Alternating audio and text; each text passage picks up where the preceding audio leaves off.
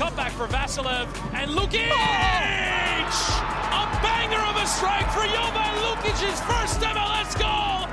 It's fallen out to Westfield! Oh, wow! He's nearly taken the roof of the net off! Philadelphia pounce again! Who gets his goal in his Union debut? The record signing, off and running in his first appearance for the club.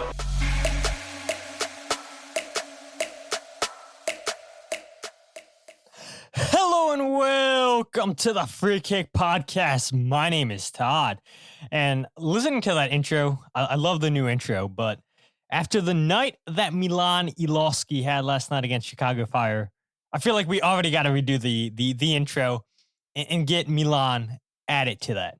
Because what a performance Iloski had last night against the Chicago Fire as the Philadelphia Union snap a two-game losing streak or defeated streak as they defeat Chicago Fire by a score of 4-0. And it was great. It was great to see the Union break out with 4 goals.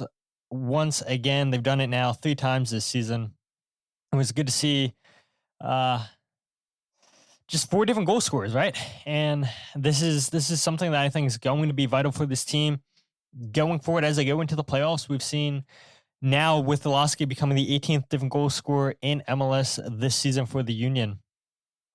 It's going to be key for this team. And yes, Tai Baribo gets on the score sheet, but this team shows you time and time again that they can beat you multiple different ways.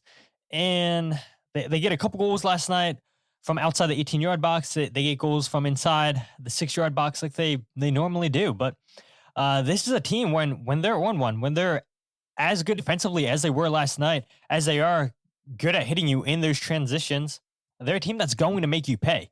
And that's exactly what happened last night against Chicago Fire, which I don't know how many people realized last night, but Chicago coming into this game, they had 7 wins on the road, which was the second most in the Eastern Conference, if I'm not mistaken. And this is a team not to take lightly on the road.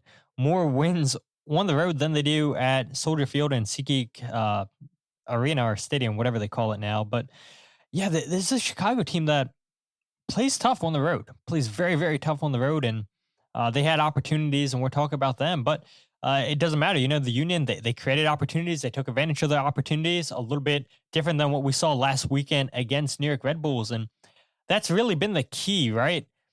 Throughout different points in this season, we can point to the stretch of the Columbus Crew game and the Nashville game where the Union aren't really creating too many chances.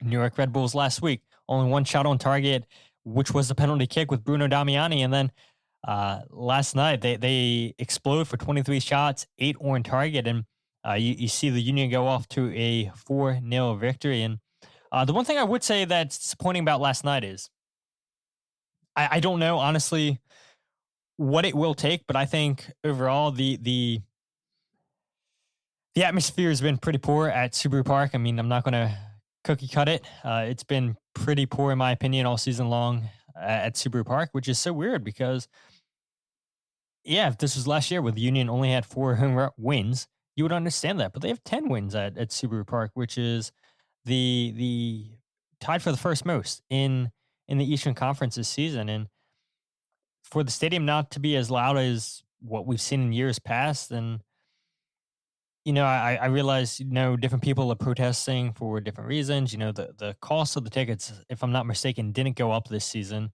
But I know a lot of people in this fan base, they backed Jim Curtin and weren't happy with the way that was handled.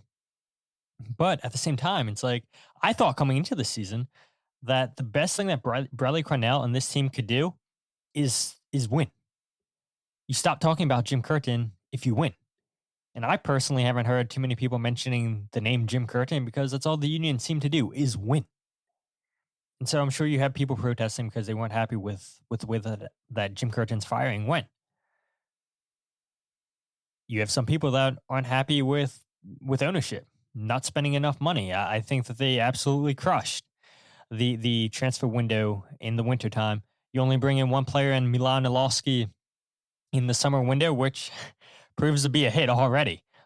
And I know there were some people that probably wanted a center back, myself included. For whatever reason, that did not happen. And now the Union have to have the fingers crossed that Jacob Glesnes and Alawetu Makanya can stay healthy. Nathan Harriel is your third center back once again, and Neil Pierre is he fourth on the depth chart? Does Bradley Carnell look someplace else? Is it not Neil Pierre? But all in all, this is a team that's winning, and they're winning in a very comfortable fashion, and it's disappointing. It is disappointing seeing that Subaru Park really isn't as energized as it's been in the past, in my opinion. So I haven't looked at the comment chat, so I'll see. I mean, I would love to see what you guys think. You guys maybe have only been to one game. Maybe you guys have been to a couple games. I would love to hear your guys' thoughts on how you believe the atmosphere is at Subaru Park this season, because I think it could be much better. Let's go ahead and pull up some comments. We have Jose saying, I missed the Prada jacket, Todd. Yeah, talking about Jim Curtin. Yeah, absolutely. Yeah, that Prada jacket. And Jim Curtin, he did have fashion, that's for sure. And didn't the team, you can correct me if I'm wrong, Jose, didn't they like sign a deal or something, or have like a sponsorship with a suit company last year where the whole team was supposed to have suits? I forget. Mike Barrera says the atmosphere starts with Trey and Sons of Ben. So many people sit there without making any noise, chants, etc. Jazz says, to quote Bill Belichick, "We're to Cincinnati." Jillian says, Neil had a rough day today in Union 2. Nothing. Love the name. The KSU did a really good job of getting the rest of the stadium involved. Sons of Ben doesn't do it as good of a job. KSU would do a simple chant to get others into it. Valerie says, good point. Mike says, agreed, nothing, missed the Ultras, which, yeah, that is a good point. I don't believe they've been at any game this season, which you can definitely tell. You can definitely tell because that corner 140, the Sha La La La chant, they started a few years ago. I mean, literally got the whole stadium involved, and it's completely different with them not being there. And it is interesting too, where you guys in the comment section correct me if I'm wrong, but it wasn't a ton of people in KSU. I don't even know if they took official members. If they did, it was like, what, 10? They would just get people involved that would sit over there and they would chant their way. And for whatever reason, yeah, the Sons of Ben, the rest of the people in trade just really can't get that going. And it's insane to me when you have a team that's as good as the Philadelphia Union this season, and you can't force people to show up to games. You can't force people to support. And the even crazier thing is, it's so cheap to get tickets on the secondary market. So cheap. And so it's like, if people are thinking last minute they want to go to a Union game, you can pick up tickets super duper cheap on the secondary market. I mean, I'm sure there's probably people out there, not saying that's a lie. I'm sure there's people out there that would be comfortable giving away tickets for free. Maybe not, but yeah, it's just so interesting to me, right? That the atmosphere, and I don't want to spend any more time talking about this. It's interesting that the atmosphere isn't great. It isn't great at Subaru Park, but the Union still find ways to go ahead and to get wins. Shaggy says, Big Head Dave Leonard's sign will bring the energy. Yeah, I love that. I absolutely love that. Valerie says, and they had a trumpet sometimes. Nate says, what do we need to do to get people to buy into more? They're playing really well. Yeah, I have no clue. I mean, everything you would want in a team that plays fantastic soccer, a team that plays entertaining soccer. What more does this team need to do to get people to buy back in? I'm not sure. I'm really not sure. But look, regardless, the Union are a completely different team than they were last year at Subaru Park. And yeah, I think that's for all you guys that go to these games, you people that watch on TV, that's all you guys could ask for is just anything better than what it was last year at Subaru Park. But let's get straight into the game. As we know, the Union defeat Chicago Fire by a score of 4-0. Have a couple sound bites for you guys. One from Milan Iloski, 2 from Bradley Carnell. We'll do Blunder of the Week, which I forgot to clip. So hopefully I can clip it quickly throughout the show and everything. Don't seem too distracted. because Blunder of the Week is something you guys do absolutely need to see. But I mentioned it in the intro that this was another 4-0 win for the Union, the third of the season, the first since match day 2 against Cincinnati, which we all know the Union go to Cincinnati this upcoming Saturday, which is a huge game. It's a huge game. Don't want to talk about that yet.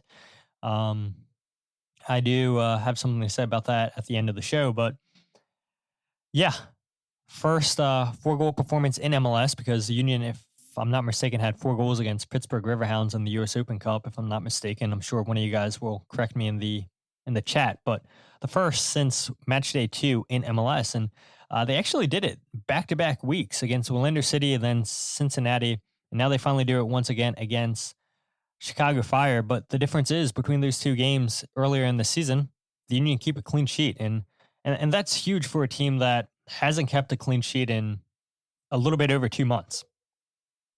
We'll talk about the injury to Pierce Holbrook. Can we call him the starting goalkeeper for Union 2? I mean, he's been playing a lot for Union 2, and unfortunately probably won't be the case the rest of the season. We'll talk about him in a bit. But yeah, it was huge for this team, I think, to get a shutout. Andrew Rick didn't have too much to do, had 2 saves. But the game could have been a lot different, right? The Union had an opportunity literally 29 seconds into this game to go up 1-0. You see Milan Iloski put pressure on Jack Elliott. Jack Elliott with a bad pass to Tai Baribo. Tai Baribo intercepts it. First time shot, puts it over the crossbar. I don't think Tai Baribo was expecting that, but unfortunately for them, can't put that one in the back of the net. About 5 minutes later, Baribo gets a second chance off of a turnover by Chicago, and the Union can't finish that off again. And then we see Chicago actually go down and have a chance. It starts with the right back who dribbles past a couple different Union players and then finds Brian Gutierrez. Gutierrez finds Jonathan Bamba out wide, and you have 1v1 against Frankie Westfield, who does a good job just to slow him down, to contain him and keep him in front of him. Jacob Glesnes steps out in front and then deflects a shot, and Andrew Rick has to make the save because of the deflection. And it's a really good save there by Andrew Rick, and just really good from the Union to not bend totally. And then obviously we see in the second half, after the Union get their first goal, Oriel has a shot that hits off the post in the 59th minute. You get a block from Makanya on the cross from Hugo Kuipers. You have a block by Jacob Glesnes on Jonathan Bamba. And a little bit unfortunate for the Union that the ball falls to Chicago twice. They get a little bit of help by the post, but how different could this game have been? The Union are up, like I said, 1-0. If Chicago score in the 59th minute, it's 1-1. And did we start to see the Union panic a little bit? I know Milan Iloski talked about it with us in the locker room, where I asked him, didn't create too many chances against Chicago, didn't create a ton of chances against Toronto the following week. But then it was the complete opposite. 23 shots, 8 chances created by the Union in this game. And the Union finished off 4 of those 8 chances created. They did a good job.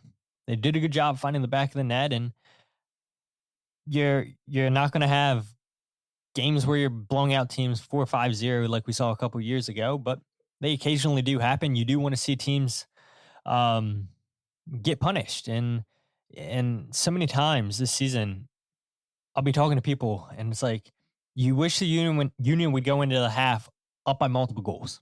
It doesn't happen.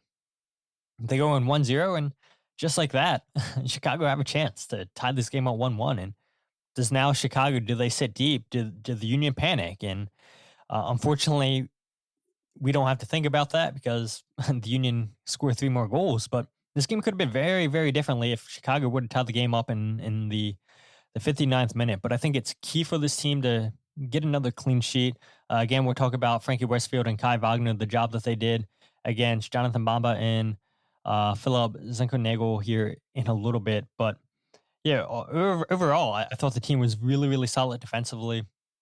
I mentioned it, Iloski, 18th different goal scorer to score for the Union in MLS this season, which is so absurd. Still the most for any team in MLS. And I don't want to bring up points that I brought up in the past before. It's like when other players are struggling, other players step up. Wasn't really the case this game. It was everybody scoring for fun. It was a free-for-all, and you love to see it. The one thing I do want to talk about is backup goalkeeper Pierce Holbrook injuring his knee in warm-up.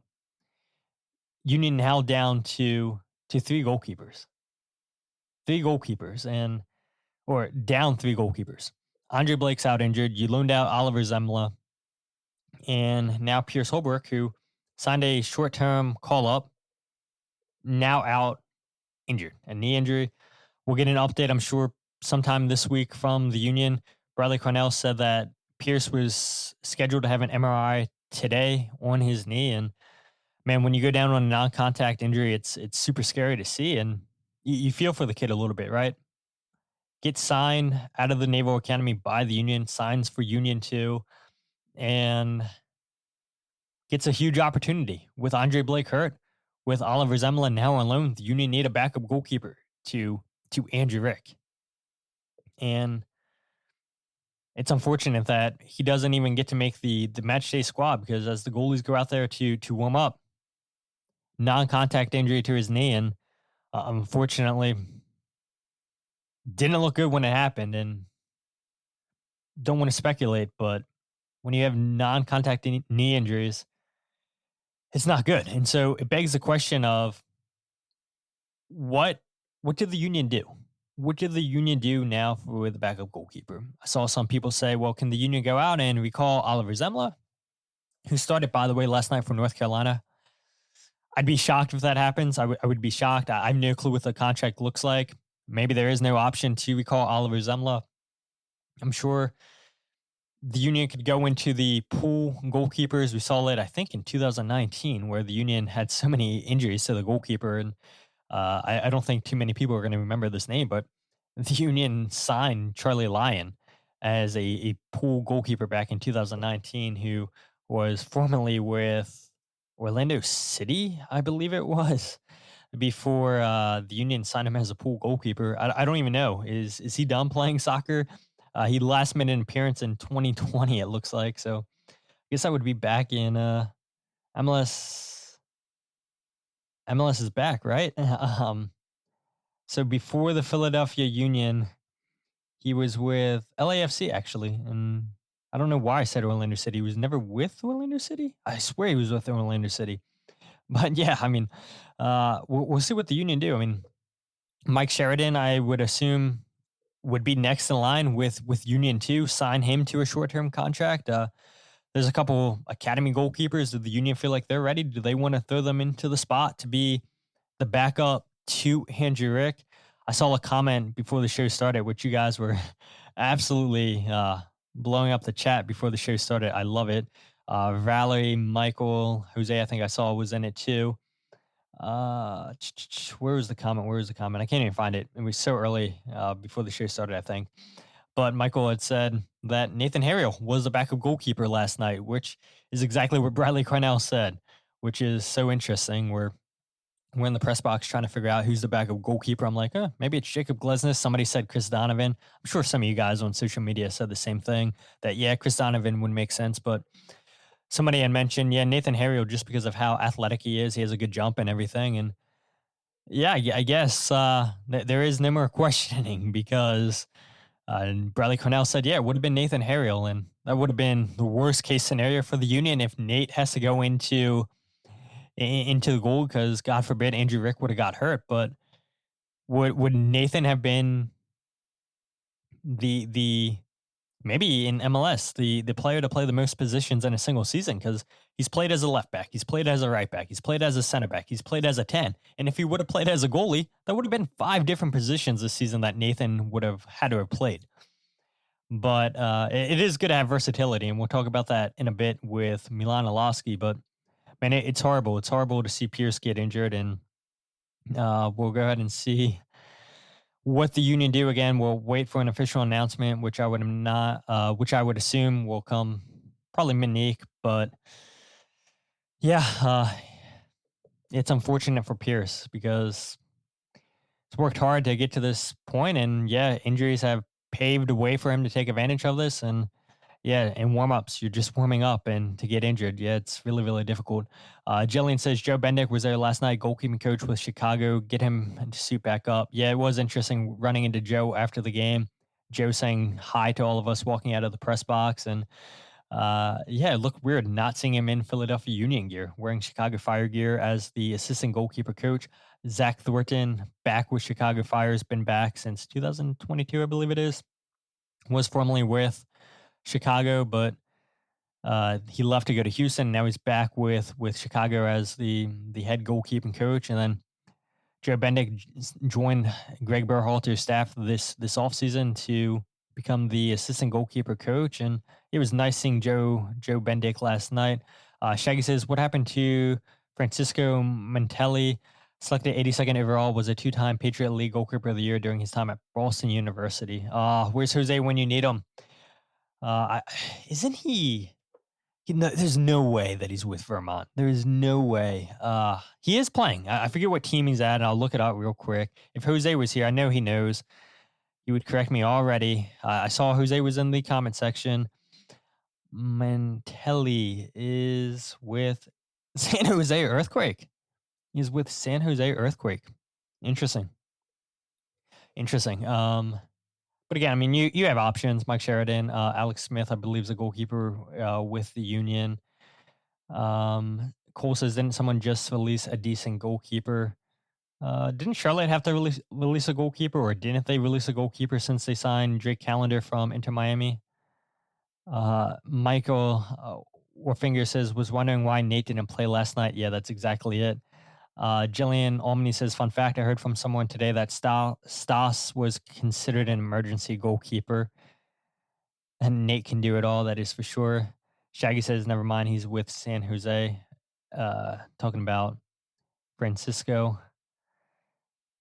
Michael says, Nate is a Swiss Army knife. Jazz says, favorite Bendick moment, watching him stand there with Kleberson nailed that free kick. Yeah, the Bendick face, right? Cole says, never mind, doesn't seem so decent. So, yeah, I mean, the Union got to figure out something that they can do for backup goalkeeper. But what I'm upset about, I don't know if you guys saw this, but New York Red Bulls, they traded for John McCarthy.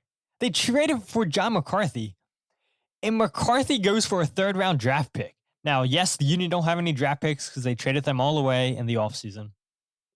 But I'm sure you could have gave like minimum amount of GAM to get McCarthy back. I know for a fact that the Union tried to get McCarthy back in 2024. Didn't wind up happening. Goes to LA Galaxy. Union wind up signing Oliver Zemla. But I think the fans, like, even though McCarthy, and here we go again, mentioning the 2022 MLS Cup, even though he was the MVP in that game, helps LAFC beat the Union in penalty kicks. You guys would have welcomed him back. I think that would have been a fantastic backup goalkeeper for the Union. And yeah, I mean, McCarthy probably would have been number 2 to Andre Blake the rest of the season. And that would be unfortunate for Andrew Rick. But at the same time, I've said so many times here on the show where Andrew Rick doesn't need to be playing MLS Next Pro, needs to be playing consistently at a higher level. Yes, he's playing more than probably what he would have thought because of injuries to Andre Blake. But next season, you got to loan Andrew Rick, in my opinion. You got to get him playing at a higher level. And so McCarthy, why not? Why not go out there and make that trade to LA Galaxy and try to get him in? I mean, a third-round pick, you're basically giving him away for free. So just unfortunate that McCarthy goes to Red Bulls. Unfortunate. So unfortunate. Cole jokes and says, we could have gave Chris Donovan, shake my head. Matt says, could have traded those international roster spots for McCarthy, but he could have been a distraction. Yeah, would have loved to have seen McCarthy back. Just popping in to say, Frankie out shithouse Acosta, and I got Doyle to see him get face of the week. Yeah, I did see Doyle say that. That was excellent from Frankie Westfield. Nate says, honestly, I think we should consider starting Rick full-time next year. Am I crazy? Maybe a little bit, but I don't think Andre Blake is losing his starting spot anytime soon unless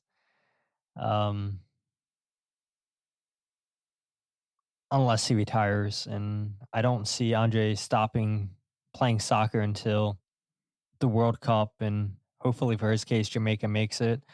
Contract expires after the end of the 2026 season, has an option for 2027.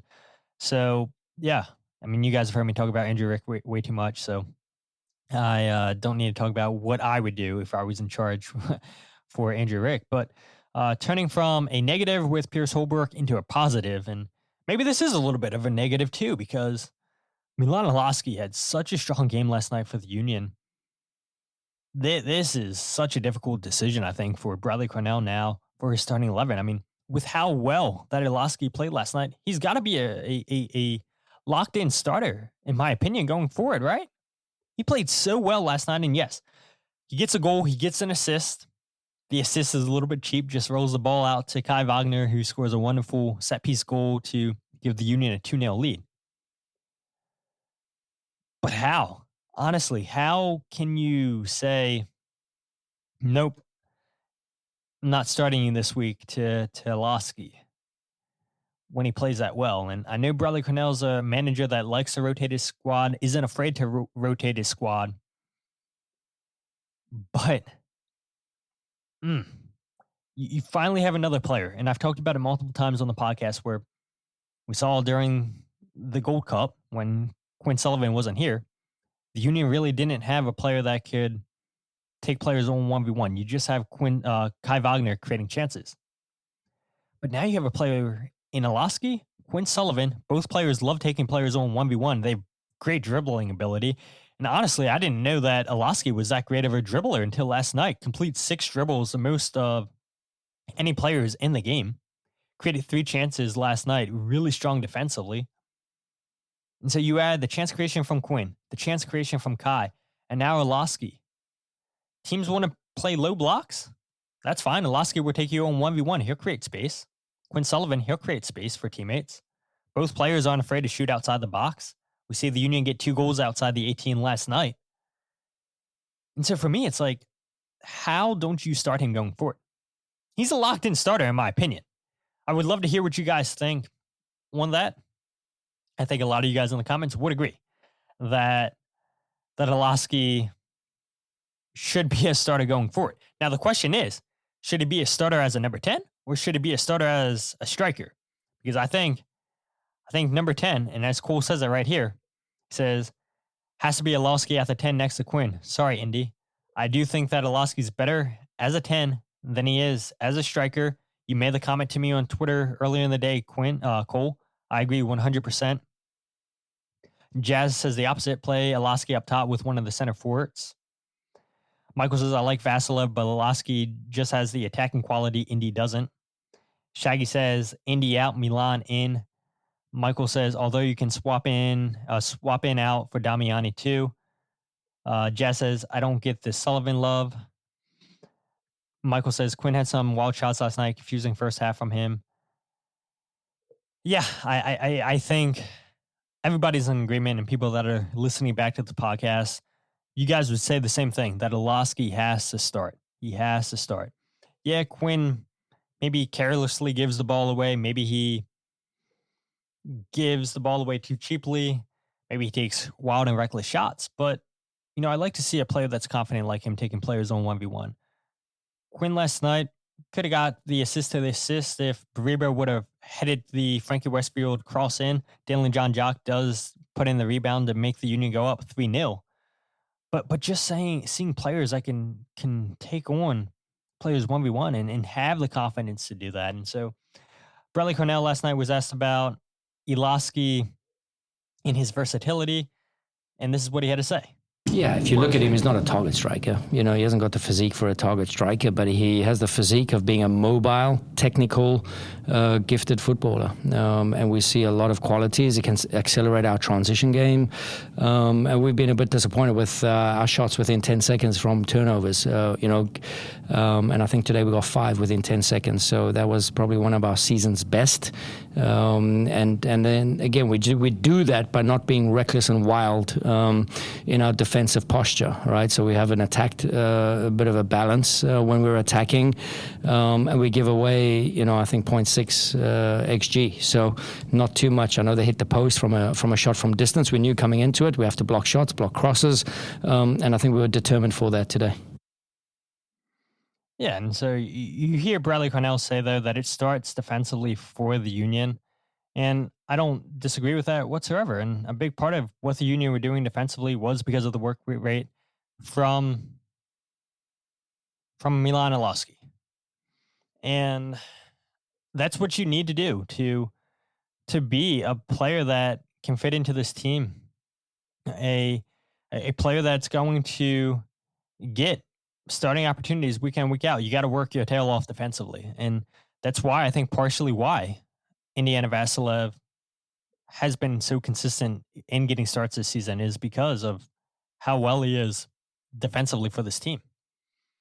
Yes, we've talked about it before where we wish the chance creation would be a little bit more from Indy. And I had said to somebody last night in the press box when I was looking at stats, I can't believe that Indiana Vasilev has the same amount of goals this season in MLS as Mikhail Uhre, 4.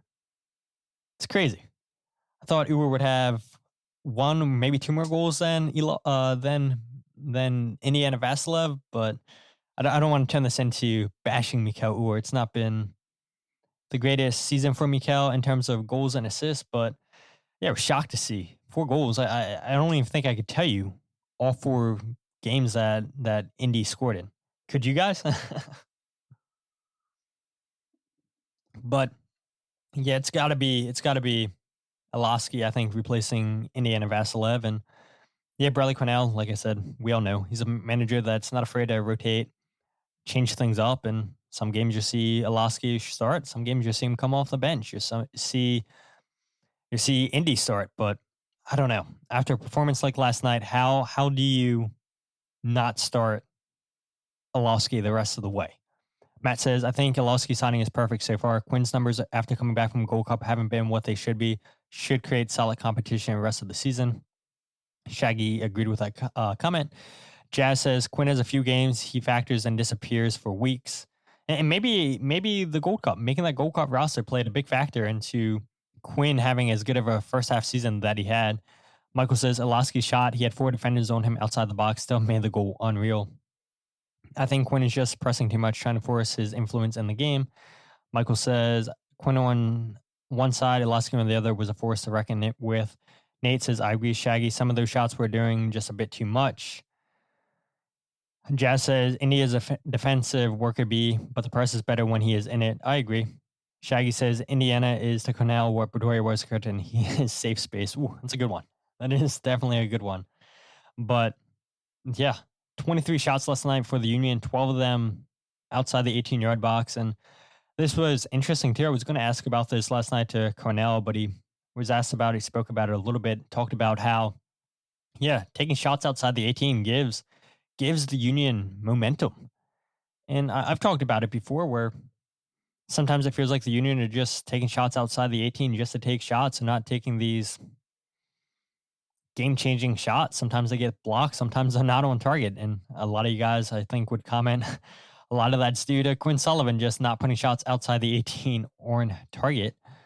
But the Union are second in MLS in terms of shots outside the 18 with 166. And they're tied for the most goals, tied for third for the most goals outside the 18 with 8. They scored 2 this game, one with Kai Wagner and then one with Iloski. And yeah, it was a beautiful strike by Iloski. And I don't know if you guys mentioned this or saw this. I mentioned it in my goals breakdown video, which I'll release right after the podcast, where you saw Jack Elliott, you saw Christopher Cups, the other center back, just dropping deep, and allowing space, allowing the Union to take their shots outside the 18. And yeah, a lot of those shots were either getting blocked or on target. I mean, this is a team that's not afraid to shoot from distance, and they're a team that gets 2 goals last night. And so, again, if you're a team that wants to play a low block, if you're a team that wants to drop deep, you have Quinn, you have Milan that aren't afraid to break you down, dribbling. How many players did Milan dribble past last night on a shot in the first half by Quinn Sullivan? It was like 4 players, I swear.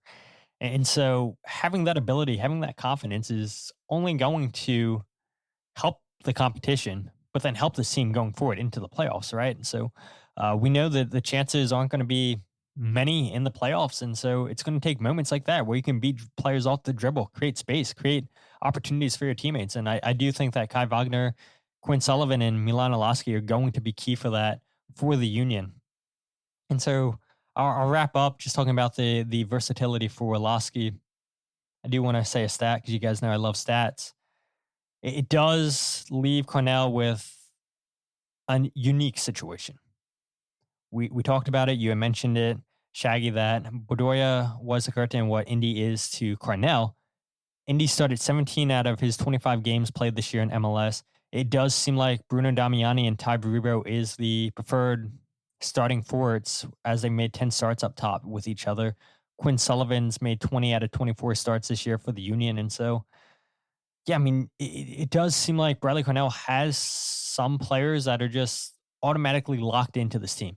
The center backs don't count because of the injuries and everything. And Kai Wagner doesn't count because of who Kai Wagner is. But we see that Bradley's not afraid to switch his number sixes up. He's not afraid to change his forwards up. But this late into the season, do you really want to be tinkering with that? I don't think so. I think you want to have momentum going for it. You want to have chemistry going into the playoffs. 6 games left until the end of the season, I believe it is. Or is it less than that? You guys correct me. Season is ending fast. It should be 6, right? No? Am I wrong? I don't know. That seems wrong. There's no way there's 6 games, right? Now I'm about to look it up. I'm not confident with saying that. Maybe it is 6 games. I should know this. They play Cincinnati, then it's Vancouver. Then after Vancouver, it's New England, maybe? And then after New England, DC, then New York City, and then Charlotte. That sounds about right. That's 6 games, right? I think that's the schedule. I couldn't pull it up. You guys will correct me. But yeah, I don't know. Will Bradley Carnell rotate this squad? Will he change things up the remaining 6 games of the season? I mean, anything's possible, right? He wants to create competition, keep players motivated. So maybe he does, but I don't know. Leaves him with a unique challenge situation with Iloski. But Milan, after the game, spoke to reporters for about 7-8 minutes, and he shared something very interesting with us, which I wasn't aware of. He said not many people were aware of, and I'm sure this will come to a surprise for many of you guys. So Milan absolutely tore it up when he was with UCLA when he played in college. 23 goals and 43 appearances because he played so well with UCLA. Real Salt Lake gave him a homegrown contract, but he didn't really play that much with Real Salt Lake. Stayed there from 2020 and 2021. After the 2021 season, they declined his option. And Milan shared with us after the game that he almost gave up soccer. He almost quit after his time with Real Salt Lake. And he talked about when he was looking for his next team after him and San Diego couldn't come to an agreement on a permanent deal. He wanted to go to a city that was vibrant. He said he wanted to go to a city that had a strong fan base, a strong culture. And most importantly, he wanted to go to a team that was contenders. And in his opinion, the Philadelphia Union checked every single one of those boxes. And so he's extremely grateful for the opportunity to play for the Philadelphia Union, grateful for every opportunity that he's been given so far under head coach Bradley Carnell. But this is this is Iloski talking about how it was pretty difficult for him after RSL, and he almost gave up playing soccer. Not a lot of people know, but when I was, when I left Salt Lake and I didn't play at all, and there was COVID and all this stuff, I didn't really want to play soccer anymore. I went to Orange County just like I wanted to have fun, and I've only went there because my brother was there, and I was closer to home, and I was a little bit fed up with the politics of soccer and how things went, and so for me, every day is something I'm grateful for, and I'm so lucky to do this job. I love it more than anything. I've loved it since I was a little kid, so I think now for me it's just enjoying it, taking it day by day, and I'm so grateful to the people in my life that have helped me get to here, and for me now I just want to keep pushing and take advantage of the chances I'm given.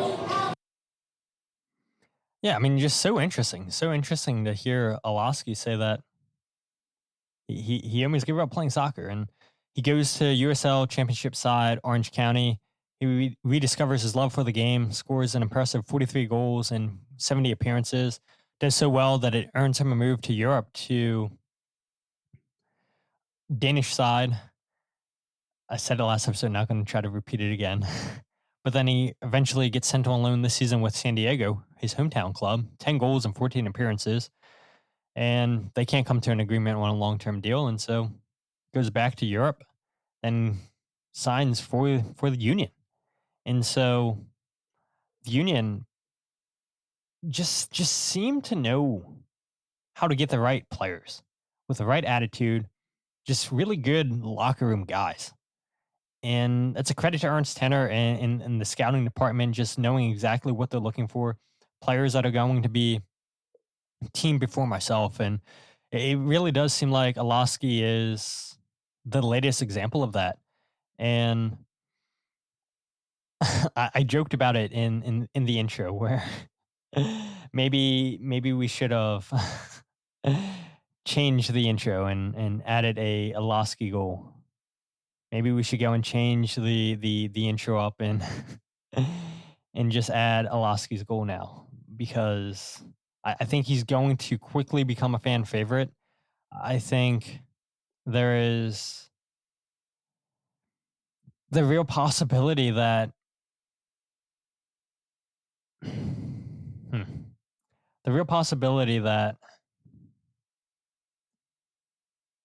he could be the difference maker this year for the Union to win a trophy. I really do believe that. And I'm not just going off of because of what he did last night, but it's like every time, it feels like every time that he comes into a game, he is making a difference.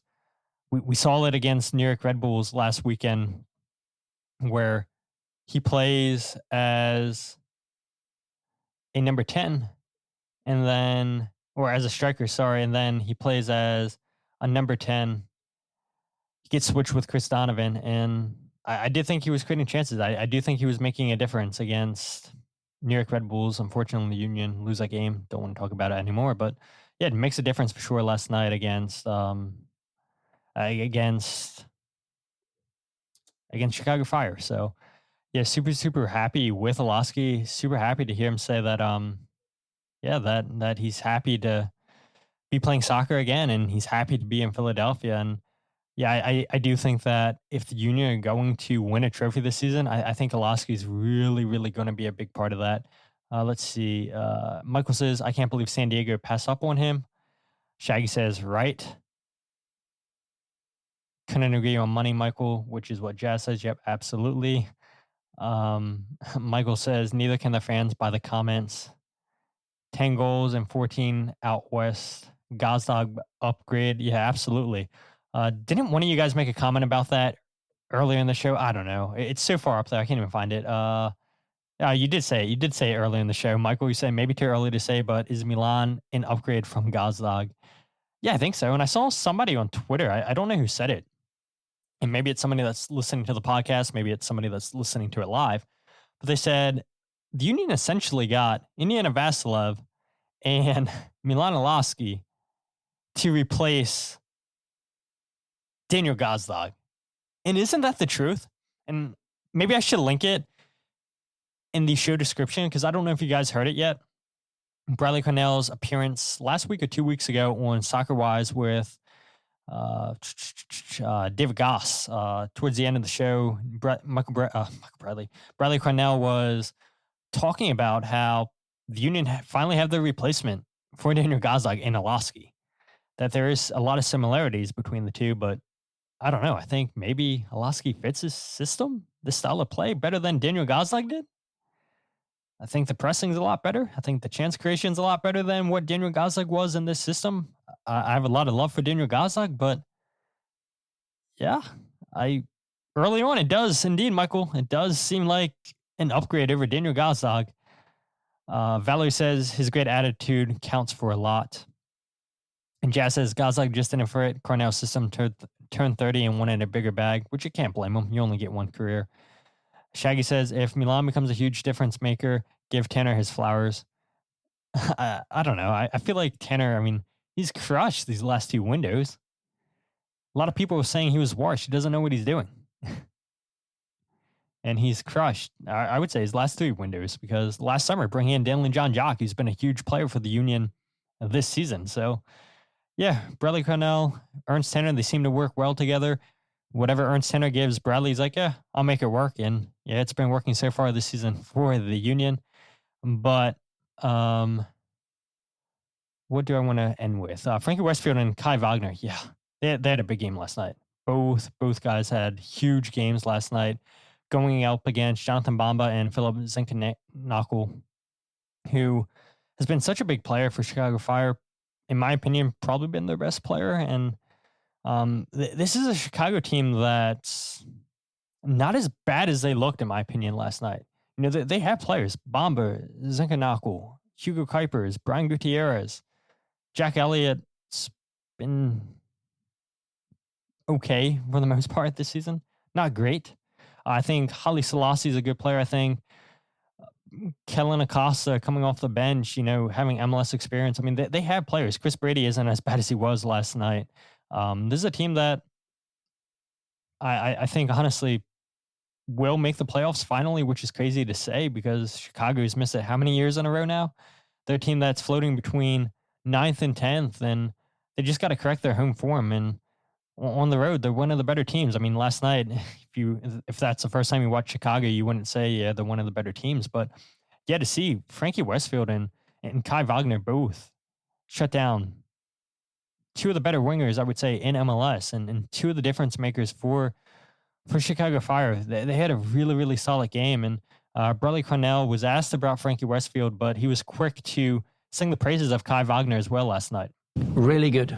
You know, I think even Kai, you know, both of the outside backs to shut those guys down for 90 minutes is a tough ask. And then they bring some speed on the last line with Tom Barlow and what have you. And, you know, just to the body checks, seeing balls run out of bounds and just to have the attitude and the positive arrogance of what it means to play here in Philly with the fans behind our back here at Subaru Park, and teams feel that, the opponent feels that. Every player I speak to after the games, and it's not just now, they know how tough this place is, and that's kind of what we pride ourselves on. Being tenacious, showing the passion, what it means, and then that galvanizes us. It brings us together in order for the clean sheet and 3 points. I mean, 1 week it's going to go away, 1 week it might not, but we've shown a bounce back ability that's that says a lot for the group. Yeah, absolutely. They needed to bounce back after their last two games against Toronto and New York Red Bulls. And yeah, talking to the players after the New York Red Bull game, they were disappointed. They were hurt. And they had a big performance last night against Chicago. And again, you hear Bradley Carnell, you heard Jim Curtin say the same thing over the years, really. It starts with this team defensively. If we're good in our defensive transitions, we're going to have success. And a big part of that last night was Milan Iloski. A big part of that was the two number sixes. A big part of that was the fullbacks for the Union, shutting down Jonathan Bamba and Zinckernagel.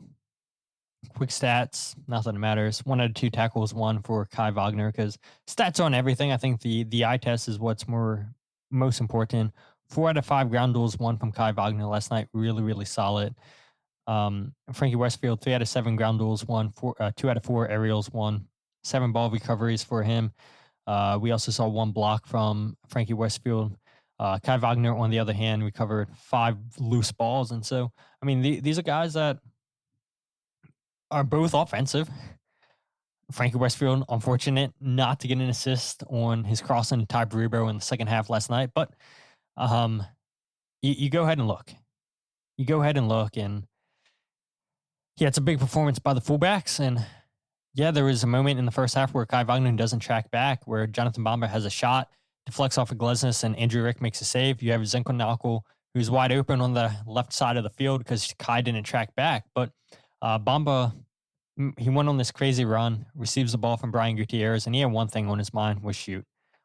And Jacob Glesnes did a good job to just throw himself in front of the ball and block the shot. And both of those guys really, really were really solid last night. And it's a good problem for Bradley Carnell to have, right? Do you start Frankie Westfield? Do you start Nathan Harriel?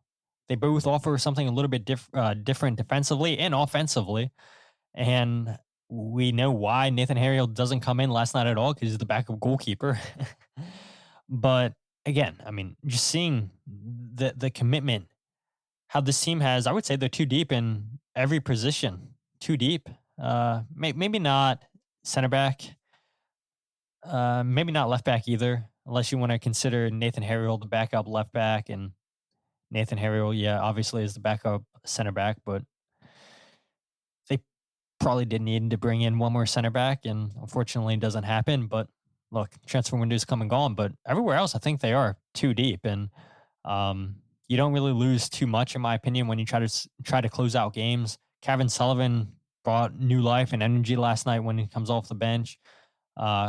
You see it with Alejandro Bedoya closing out games, helping close out games. Jeremy Raffanello making an appearance off the bench. I mean, you got players that don't play a ton of minutes, but they know their role. They know it's, hey, let's go out there. Let's close this game down. Let's make it tough defensively for the opposition. If we're chasing a goal, then we know exactly what needs to be done. And yeah, this is a team that I think, I said it earlier in the show, if I was Bradley Carnell, I wouldn't really tinker with the lineup. But just seeing that's how Bradley Carnell rolls, it's probably what's going to happen. Cool. Nothing from Donovan coming off the bench. Yeah, I didn't want to mention Donovan, but you mentioned him. You mentioned him. There's no way Chris Donovan comes back next season, right? There's no way. Sexy Hoagie says, are Union finally hitting peak form at the right time? Let's hope. 6 games remaining. Let's hope that they can continue to get results, build chemistry. That's why I wouldn't change the lineup going forward, because you want to have this team locked in come playoff time. But yeah, it is nice to see this team be locked in, and let's hope. Let's hope that they can continue to have positive results. That game this upcoming week against Cincinnati, it's going to be a playoff-like atmosphere. It's going to be a playoff-like game. I mean, this is for Supporter Shield, and this is the type of game that the Union want to be involved in later on. And they've had success earlier in the season against Cincinnati. Before that, they really struggled. Yes, I know they defeated Cincinnati because Cincinnati's focusing on the CCC. They rotate some guys out and everything. You need to take advantage of it. And Brenner, I don't know if you guys saw this, right? He's coming back to Cincinnati, and that's scary to think about. Evander, Brenner, and Denke leading the front line for Cincinnati. Definitely added firepower, and we'll see if those 3 guys can just gel chemistry as Cincinnati pushes for the playoffs. And we'll see, does Brenner play against the Union this upcoming weekend? But before we end the show, before we talk about Cincinnati, or what I want to mention about Cincinnati that I didn't just mention, it's Blunder of the Week. It is Blunder of the Week.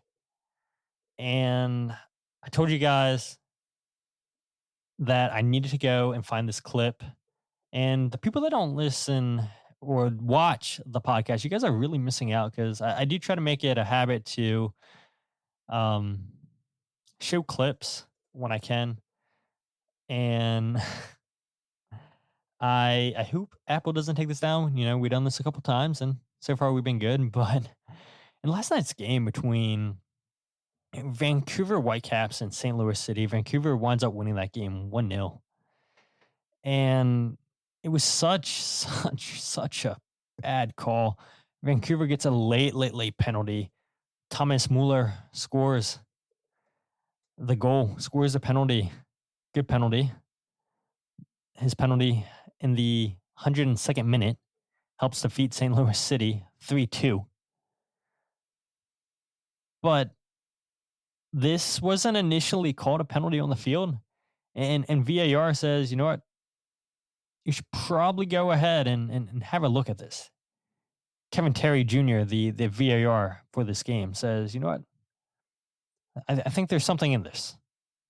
Go ahead, have a look, even though you didn't call a penalty on the field. And so, again, I'm aware that there's some people that just listen to the podcast audio-wise, so I'll try to talk over this. But, yeah, here's a clip for you guys. I mean, it's not... It all happened super duper fast right there, and we'll see a better replay, and I'll play it. But there is absolutely zero contact on this play. I mean, it's so bad. No contact whatsoever. He literally falls. He trips over air. The Vancouver player just trips over error. I'll show that again because it's just a joke. I mean, the ball gets played forward into the penalty box, and then he just goes to ground. No penalty called on the field. And that's a credit to the referee for saying no penalty. No, get up, play on. But for VAR to say, never mind. I think that there's something in this. Go have a look. And then for the referee to come back and say, that is a penalty. There was zero contact. Zero contact. Zero contact. And again, maybe I didn't do the best job describing it to you guys on audio, but again, I'm trying to convince you guys to watch the podcast, to go back and watch the video, because you guys are missing it. My God. I mean, talk about a flop. Talk about selling it. And for VAR to say, I think there's actually something in it. To send the referee to the monitor and the referee to say, actually, that is a penalty. What are we doing? Yeah, not good. No, not good at all. And I saw some people saying that, this was scripted for Thomas Muller to get his first goal. And Michael says here, he says they just wanted Muller to get a penalty. Yeah, I mean, it's ridiculous. It is so ridiculous that non-contact, zero contact on the play from St. Louis on the left back, I believe that was, for Vancouver. I mean, ridiculous. Vancouver gets all 3 points. They're a good team this year, don't get me wrong. But if you're a St. Louis City fan, I mean, you feel so hard done. So hard done. 49 points this season for Vancouver with a record of 14-6-7. They trail San Diego by 4 points, who are in first place. Clinched a playoff spot last night, by the way. First team in MLS to do it this season. But such a bad call on the field. And, man, refereeing's not been great in MLS. It hasn't been great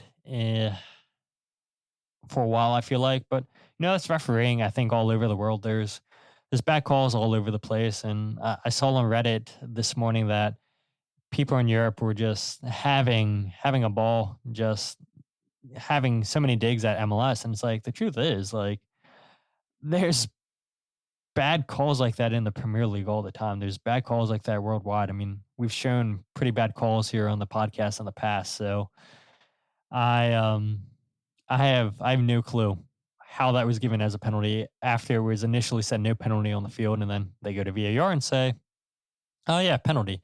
Michael mentions it better be Mascherano coaching from the fan section on his suffering during the last League's Cup game against Tigres. And that's actually what it was going to be, Michael. But because of how horrible this penalty was, I was like, there's just no way. There's no way that this cannot be Blunder of the Week. So all you guys in the comment section are agreeing that is not a penalty, a horrible call. Jazz says Turf Monster tripped him. Yeah, absolutely. Which I'm surprised that Thomas Muller has no issues playing on turf in Vancouver.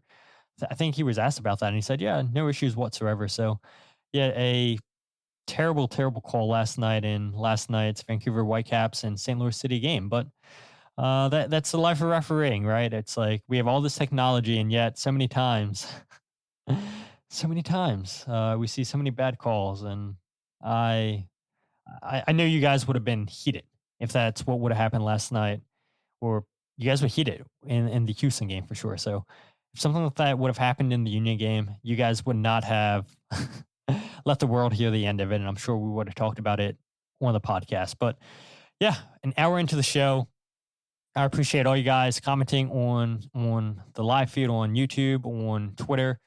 You guys are always the best part of the show. If you guys aren't following the podcast on Twitter, Instagram, or Facebook, follow at Free Kick Pod, wherever you get your podcast, The Free Kick.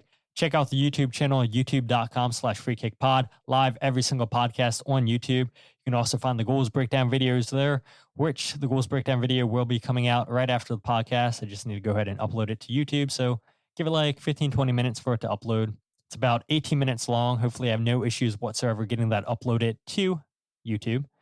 because a lot of good stuff to break down in last night's game, just like we broke it down here on the podcast. And then if you guys want to go ahead and check out my writing, the goals breakdown, or the podcast all in one place, you can check out thefreekick.substack.com. Now, the one thing I wanted to say about Cincinnati, I'll be appearing on Cincinnati Soccer Talk on Wednesday night. I'm not sure if that's going to be live. If not, yeah, just type in Cincinnati Soccer Talk. You guys can find it on YouTube. If not, you can find it wherever you get your podcasts and everything. I'll be joining them over there, previewing the FC Cincinnati versus Philadelphia Union match. I do kind of want to try to get somebody on for Cincinnati. We'll see how my schedule is this week. It's a little bit hectic. Definitely going to be an emotional week, that is for sure. But we'll see if I can find it in my schedule to get a guest on for the Cincinnati Philadelphia Union game. If not, you guys know to always come back in on Sunday. Check us out as we're live the day usually after the games. Hopefully Jose Nunez, who was going to join us tonight, but I was like, yeah, I'm recording at 8 o'clock tonight. So Jose wasn't able to join, as you guys have obviously told throughout this whole podcast. So hopefully we can get Jose back for Cincinnati, and hopefully the Union can at least get a point. Need to get a point against Cincinnati. It's a huge game next week. And again, I thank you guys so much for all the comments on the show. I thank you guys for subscribing to the channel. I thank you guys for just always leaving comments on the video and for always supporting my work. So you guys mean a lot to me, and hopefully I continue to give you guys coverage that you guys find enjoyable. But with that said, my name is Todd, and this is the Free Kick Podcast.